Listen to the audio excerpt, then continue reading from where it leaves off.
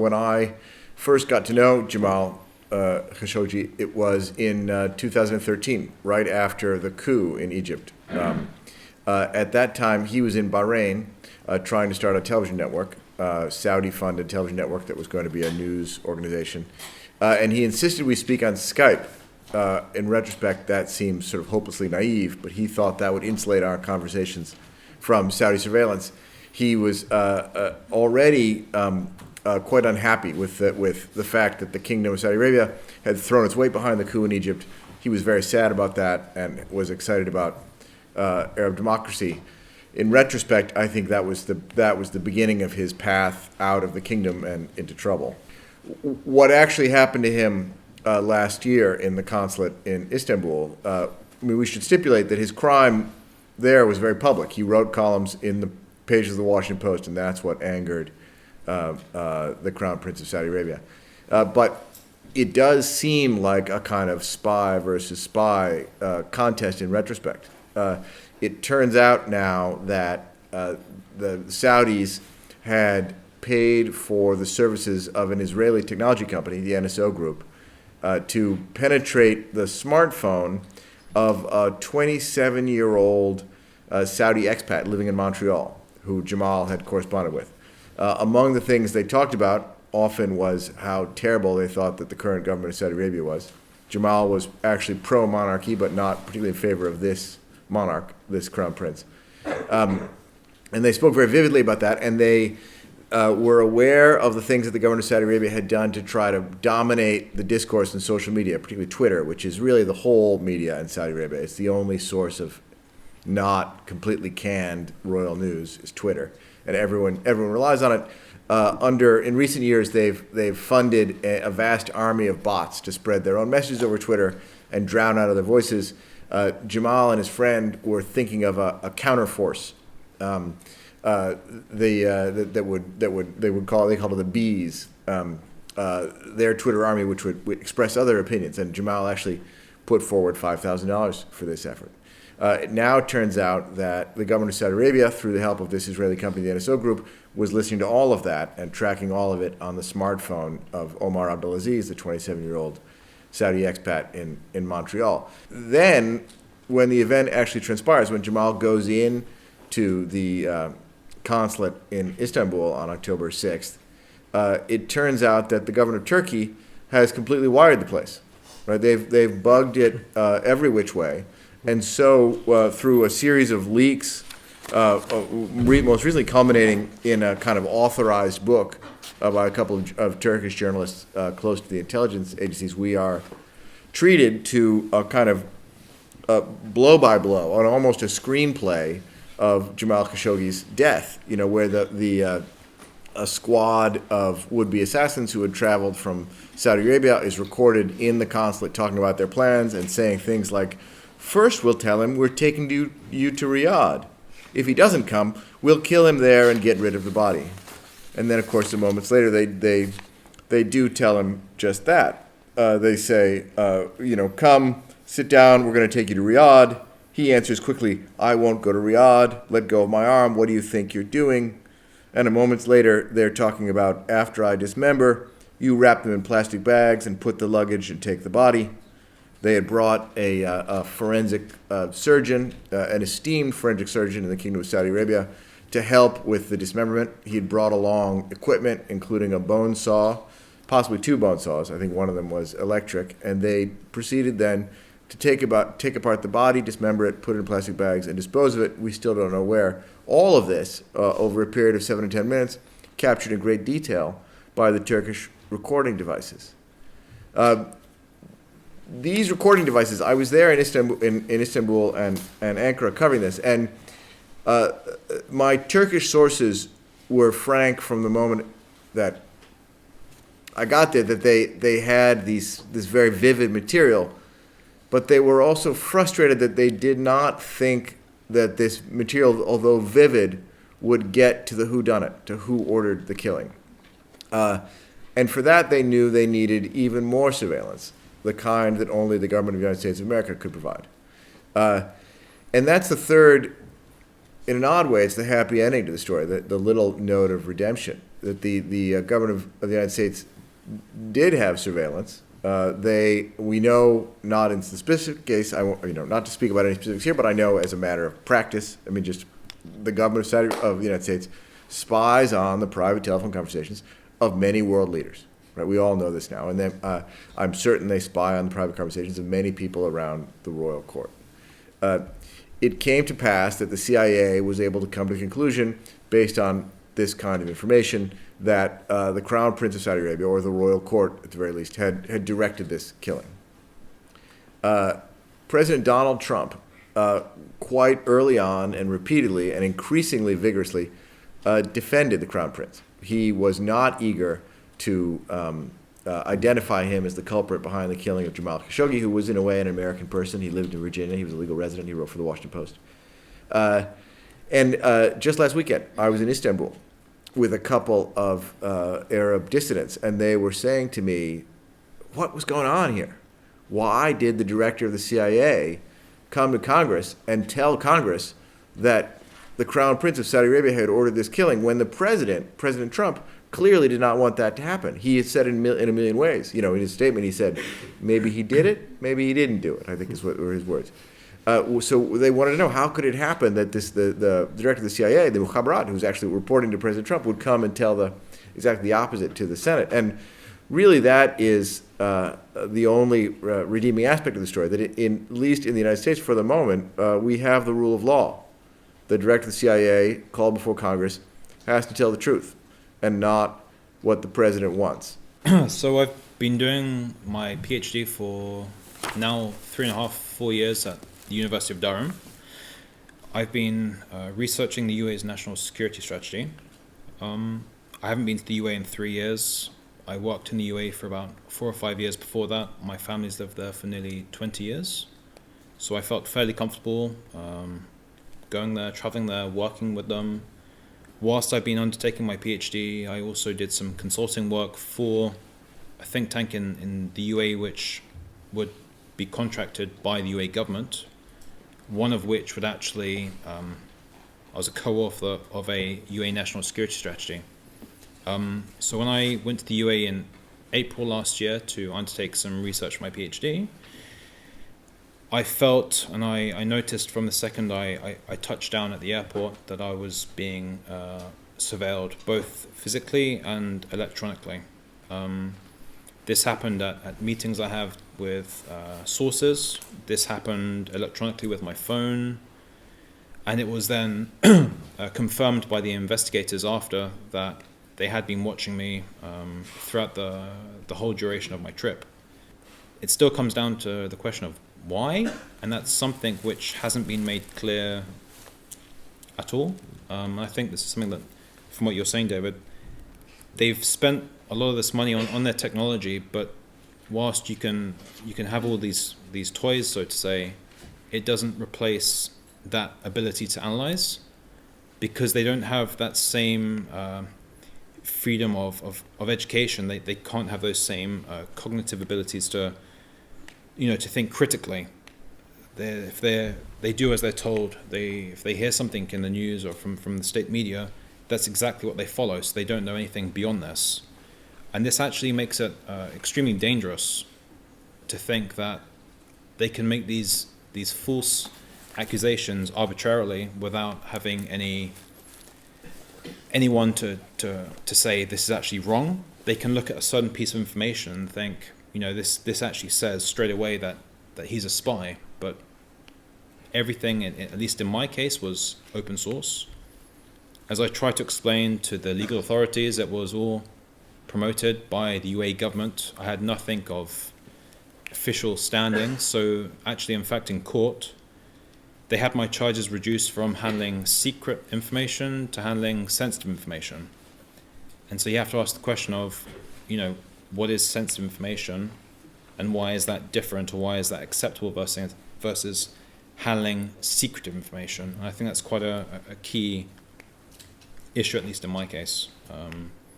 So my phone, it sounded like it was underwater.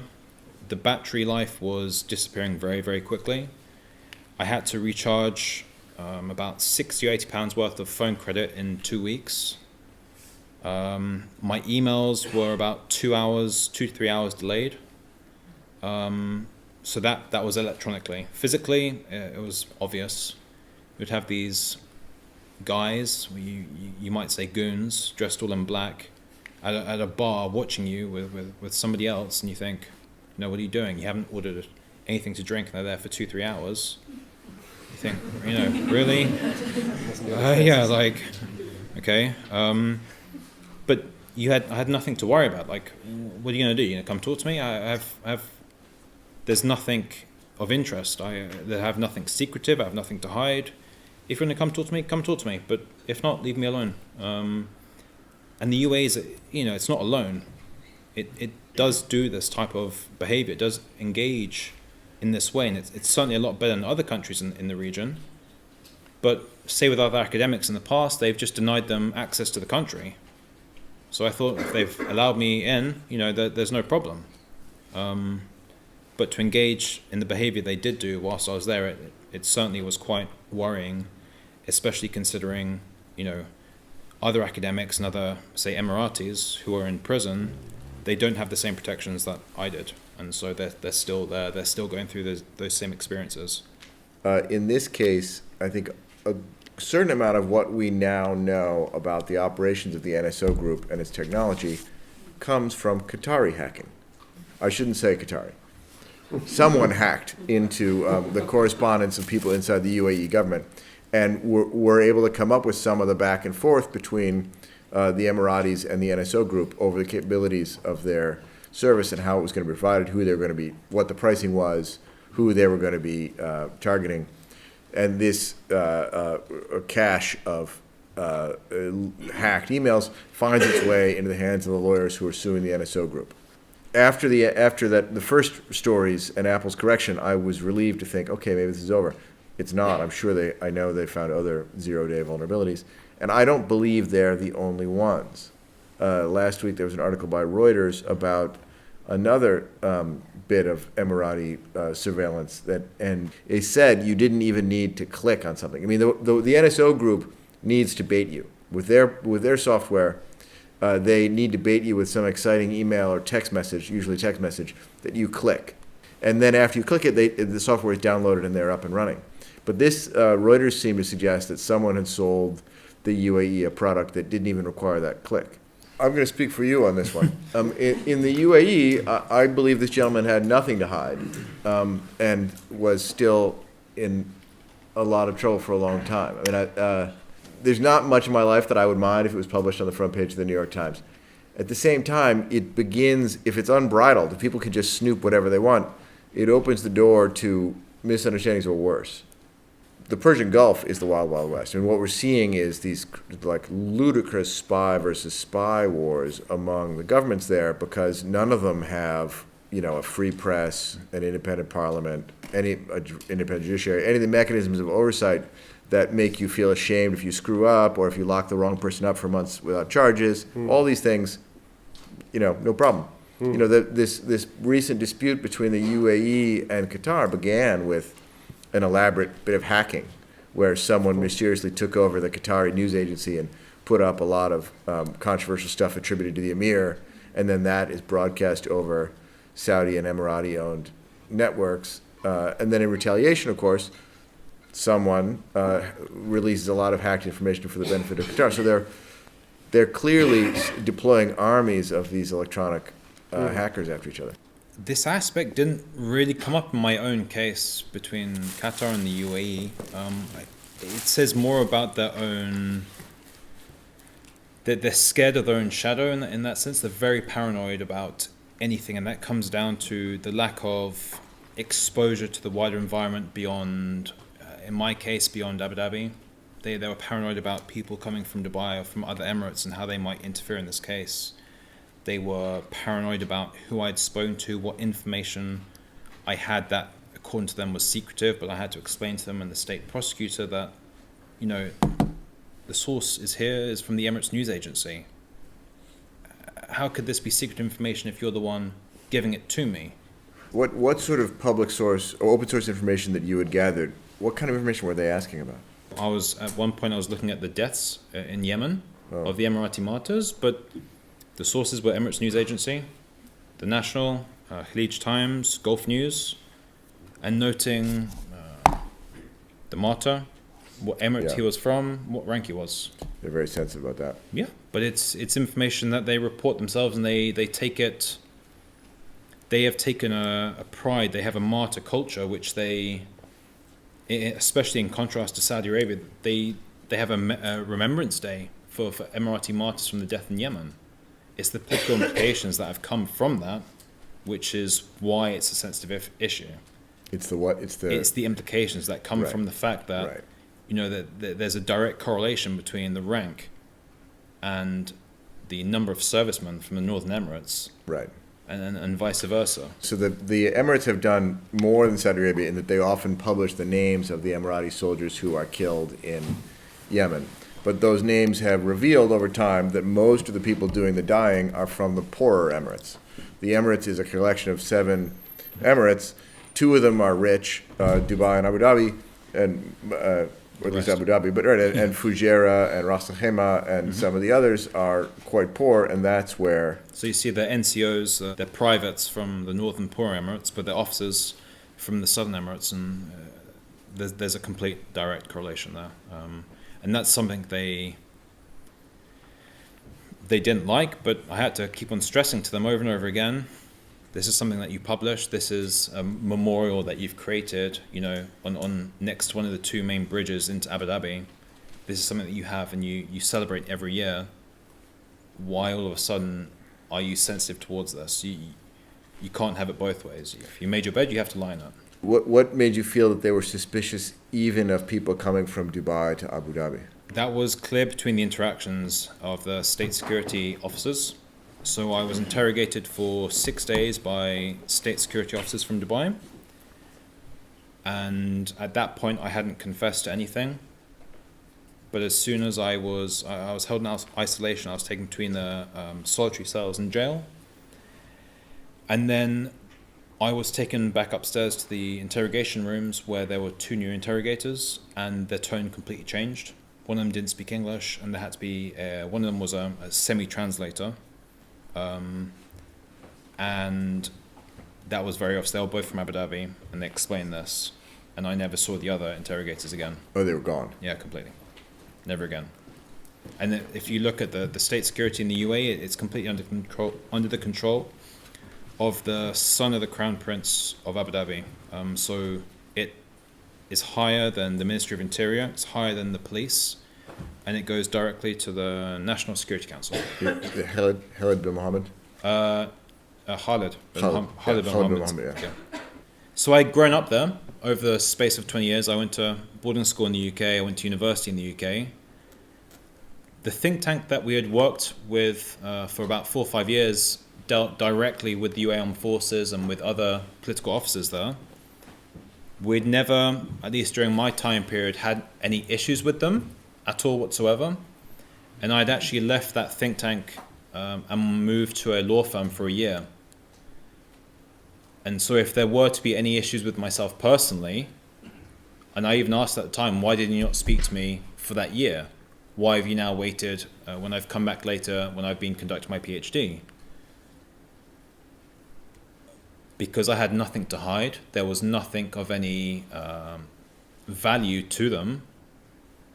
I wasn't, not scared is the right word, but I didn't think that they would have any use, they would have any need to contact me. This comes back to what you just said. If you have nothing to hide, you don't think about it. And I've been going through quite a stressful period before that, so I just ignored any thoughts of paranoia I had in my head, or I just tried to remain as calm as possible. And when you live in these countries, everybody around you is working in this lawless atmosphere where a person can just be arrested. And everyone sort of jokes about the fact that their phones are listened to, and people put their phones in the refrigerator if they really want to have a private conversation. And in that sort of atmosphere, I can see how you just think, well, this is just life. We all just live with this risk.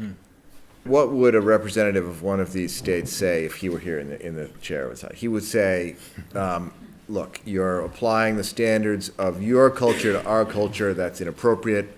We're at a different place in our development. The social order here is very fragile. The government needs greater, maybe even extraordinary powers to protect the existence of the state itself, because it all might crumble. And until you understand that, and the level of threats that we have, and the terrorists among us, and the bad ideas circulating in our religious discourse, then you are in no position to judge us in our authoritarian ways. I think that's what they would. Yeah. How am I doing? Yeah. Now their view has also been represented.